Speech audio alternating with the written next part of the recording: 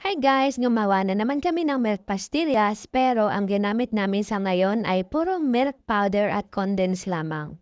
Bali bumili kami ng 300 grams na milk powder tapos isang lata ng condensed pero ang nagamit namin dun sa condensed ay kalahati lamang kaya pwede na yung isang maliit na lata.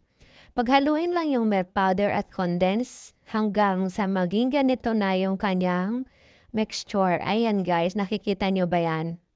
Saktong-sakto lang po yung ganyan kasi hindi siya malambot at hindi rin siya matigas kaya madaling bilugin. After nyo palang bilugin ay ipagulong natin sa asukal. Ayan guys. Tapos na yung iba kaya ilalagay ko na siya dito sa garapon. Pwede nyo pala itong pagkakitaan kung gusto nyo. Kayo na lang ang magkwenta kung magkano yung nagastos nyo para alam nyo din kung magkano nyo ibebenta. Mas maganda yung maliliit lang yung pagkakabilog para saktong-sakto lang isang subo, ubos. Ayan guys yung nagawa namin sa 300 grams na milk powder, nakagawa kami ng 2 puno sa garapon. Ayan.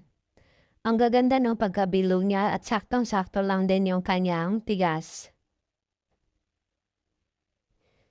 At meron pang natira doon sa 2 garapon. Ayan guys, nakikita niyo yan? Saktong-sakto naman kasi kanina pa nagkikrave yung anak ko.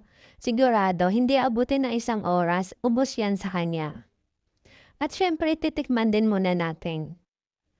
Yan, saktong-sakto yung tamis niya guys. Hindi siya masyadong matamis at tamang-tama lang din yung kanyang pagkakatigas. Ayan guys, pwede rin kayong gumawa nito para meron kayong panghimagas sa bahay.